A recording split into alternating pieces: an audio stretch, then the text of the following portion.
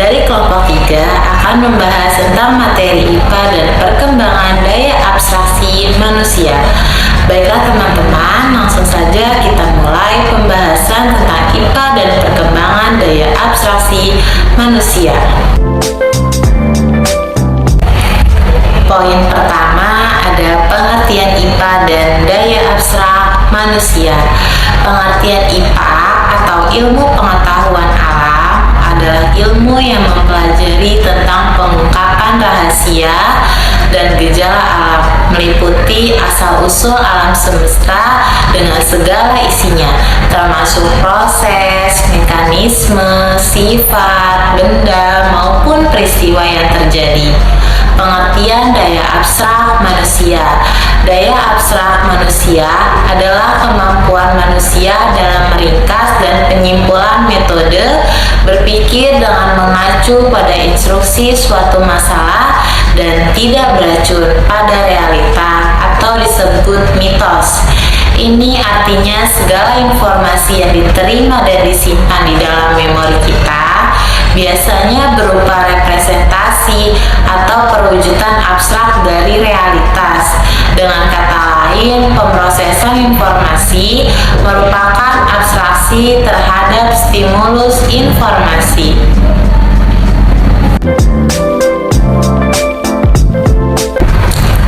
Yang B, ada syarat-syarat pengetahuan dapat dikatakan sebagai ilmu. Yang pertama, ada logis. Pengetahuan tersebut masuk akal dan sesuai dengan kaidah-kaidah ilmu pengetahuan. Yang kedua, ada objektif.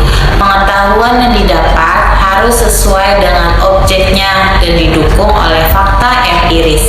Yang ketiga, ada metodik. Pengetahuan diperoleh dengan cara-cara tertentu yang teratur, dirancang, diamati, dan dikontrol. Yang keempat, ada sistematik. Pengetahuan disusun dalam satu sistem yang saling berkaitan dan menjelaskan satu sama lain sehingga menjadi satu dan kesatuan yang utuh. Yang kelima, ada universal. Pengetahuan berlaku untuk siapa saja dan di mana saja, yaitu dengan cara eksperimentasi yang sama akan diperoleh hasil yang sama. Cek perkembangan IPA klasik dan IPA modern. 1. Ada pengertian IPA klasik. IPA klasik merupakan suatu proses IPA di mana teori dan eksperimen memiliki peran saling melengkapi dan memperkuat. IPA klasik memiliki kajian yang bersifat makroskopi, yakni mengacu pada hal-hal yang berskala besar dan kaidah pengkajiannya menggunakan cara tradisional. Di samping kajian yang bersifat makroskopis, ciri lain IPA klasik adalah lebih mendahulukan eksperimen daripada teori. Dari sisi perkembangan, pengetahuan tentang penjumlahan vektor yang dipakai dalam komputer tomografi atau CT atau penampang lintang tubuh dengan sinar X, magnetic response imaging atau MRI untuk deteksi tumor. Di samping itu, juga teori momentum linear atau rumusnya P sama dengan mv yang selanjutnya dikembangkan dalam sistem terisolasi. Muncul hukum kekekalan momentum maupun kekekalan energi. Listrik maupun magnet ditemukan dan berkembang dengan adanya potensial dan energi, potensial serta gaya energi, listrik, industri. Pembahasan selanjutnya akan disampaikan oleh Vivit Nurcahya Utami. Baik, saya Vivit akan melanjutkan presentasinya Kak Vita, yaitu pengertian IPA modern. IPA modern adalah suatu proses yang dimana penekanan terhadap teori lebih banyak daripada praktiknya. Fisika modern merintis dimulainya IPA modern yang dikaitkan dengan ditemukannya teori relativitas dan kuantum yang menggambarkan sifat atom, inti, dan partikel lain molekul zat padat. IPA modern diperoleh atas dasar penelitian dengan menggunakan metode ilmiah dan disertai pengujian beberapa kali sehingga memperoleh ilmu yang mantap baik untuk terapan atau ilmu murni. Dengan demikian, penggolongan IPA klasik dan IPA modern sama sekali bukan berkaitan dengan waktu maupun klasifikasi bidang ilmu.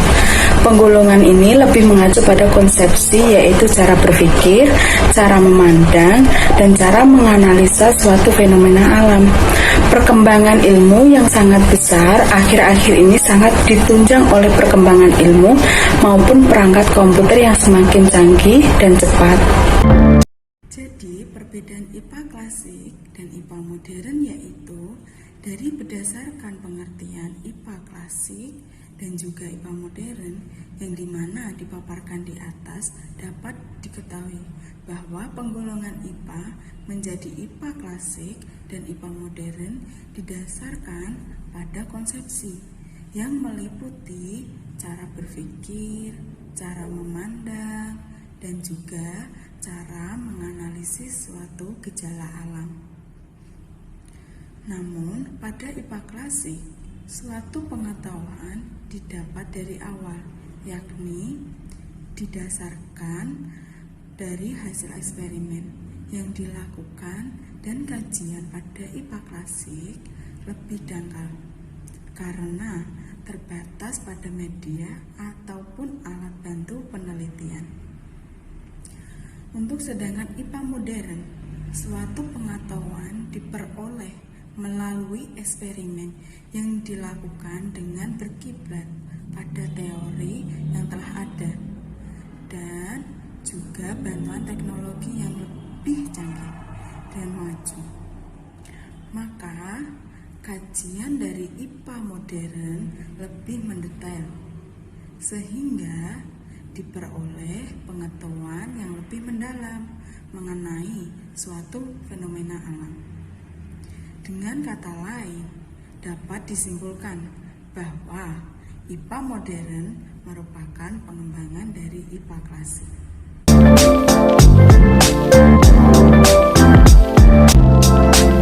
Untuk selanjutnya ada cabang-cabang utama dari ilmu alam. Cabang utama dari ilmu alam ada 7, yaitu 1. Astronomi, yang kedua ada biologis, yang ketiga ekologis, yang keempat fisika, kelima geologi, keenam ilmu bumi, yang ketujuh ada kimia. Yang pertama ada astronomi, yaitu ilmu ialah cabang ilmu alam yang melibatkan pengamatan benda-benda langit seperti halnya bintang, planet, komet, nebula, gugus bintang, ataupun galaksi, serta fenomena-fenomena alam yang terjadi di luar atmosfer bumi, misalnya radiasi latar belakang kosmik. Untuk yang kedua ada biologi atau ilmu hayat, adalah ilmu yang mempelajari aspek fisika kehidupan. Objek kajian biologi pada masa kini sangat luas dan mencakup semua makhluk hidup dalam berbagai aspek kehidupan. Yang ketiga ada ekologi, diartikan sebagai ilmu yang mempelajari baik interaksi antar makhluk hidup maupun interaksi antara makhluk hidup dengan lingkungannya. Untuk yang keempat ada fisika. Fisika merupakan sains atau ilmu tentang alam dalam makna yang terluas. Fisika mempelajari gejala alam yang tidak hidup atau materi dalam lingkup ruang dan waktu. Untuk yang kelima ada geologi, adalah ilmu atau sains yang mempelajari bumi, komposisinya, struktur, sifat-sifat, sejarah, dan proses pembentukannya. Untuk yang keenam, ilmu bumi. Ilmu bumi adalah suatu istilah untuk kumpulan cabang-cabang ilmu yang mempelajari bumi. Yang terakhir ada kimia, Kimia adalah ilmu yang mempelajari mengenai komposisi, struktur, dan sifat zat atau materi skala atom, hingga molekul serta perubahan atau transformasi serta interaksi mereka untuk membentuk materi yang ditemukan sehari-hari.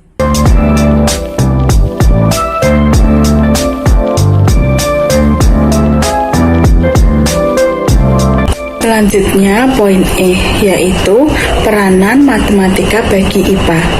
Matematika telah memberi ciri khas bahasa tersendiri pada IPA yang biasanya disebut dengan bahasa matematika yang sangat berguna pada peningkatan daya abstrak manusia. Sehingga dunia ilmu pengetahuan, khususnya matematika, dengan memberi simbol pada unsur-unsur matematika seperti simbol yang dinyatakan angka-angka. Karena memang penggunaan dengan simbol-simbol demikian rupanya akan lebih mudah, praktis, dan efisien. Yang disebut bahasa matematika yaitu mengubah bahasa percakapan sehari-hari ke dalam simbol-simbol atau singkatan-singkatan yang ternyata lebih praktis. Untuk presentasi selanjutnya akan disampaikan oleh teman saya yaitu Fadia. Saya Fadia Syafira Azahra, NPM 2021 14500 113. Sumbangan matematika terhadap perkembangan IPA sudah sangat jelas. Bahkan boleh dikatakan bahwa tanpa matematika IPA menggantungkan diri pada metode induksi. Dengan adanya metode induksi semata, tak mungkin orang mengetahui jarak antara bumi dengan bulan ataupun bumi dengan matahari. Bahkan untuk menyatakan keliling bumi saja hampir tidak mungkin. Ahli-ahli matematika yang banyak menyumbangkan dalam ilmu pengetahuan alam antara lain 1. Pythagoras mengadakan perhitungan terhadap benda-benda terbentuk segi banyak. 2. Apollonius mengadakan perhitungan pada benda-benda yang bergaris lengkung. 3. Ada Kepler 1609 berjasa dalam perhitungan jarak peredaran yang terbentuk elips dari planet-planet. Ada slide selanjutnya, ada IPA kualitatif dan IPA kuantitatif. IPA kualitatif, ilmu pengetahuan alam yang bersifat kualitatif adalah ilmu pengetahuan yang tidak dapat menjawab pertanyaan yang sifatnya kausal atau pertanyaan yang berhubungan sebab akibat. Ilmu pengetahuan alam kualitatif hanya mampu menjawab pertanyaan tentang hal-hal yang sifatnya faktual. Sedangkan IPA kuantitatif, ilmu pengetahuan alam yang bersifat kuantitatif adalah ilmu pengetahuan alam yang dihasilkan oleh metode ilmiah yang didukung oleh data kuantitatif dengan menggunakan data statistik. Pendekatan kuantitatif digunakan dalam IPA adalah bertujuan untuk menguji hipotesis dan biasanya untuk mengidentifikasi perbedaan numerik antara kelompok. Sebaliknya, pendekatan kualitatif digunakan dalam hal-hal yang berhubungan dengan bagaimana orang memahami hasil eksperimen mereka.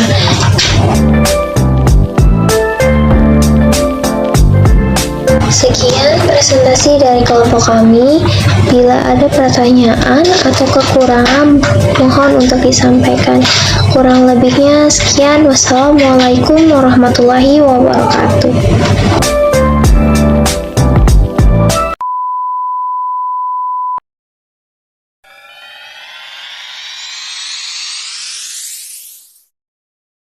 Three, two, one.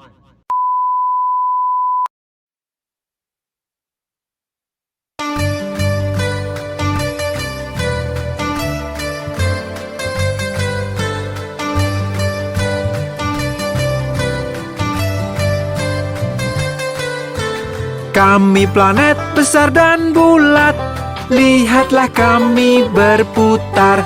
Kami planet besar dan bulat, lihatlah kami berputar.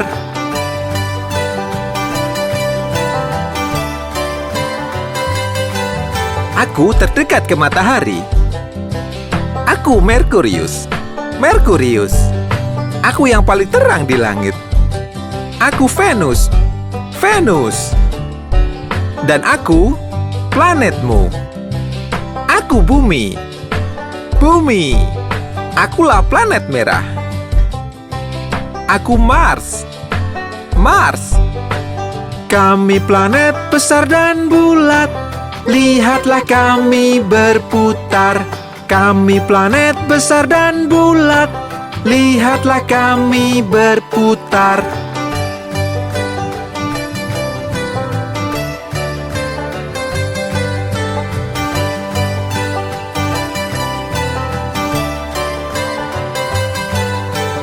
Aku planet terbesar. Aku Jupiter. Jupiter. Aku planet yang bercincin. Aku Saturnus. Saturnus. Aku punya 27 bulan. Aku Uranus. Uranus. Aku terbuat dari gas. Aku Neptunus. Neptunus. Aku yang terjauh dari matahari. Aku Pluto. Pluto. Kami planet besar dan bulat. Lihatlah kami berputar.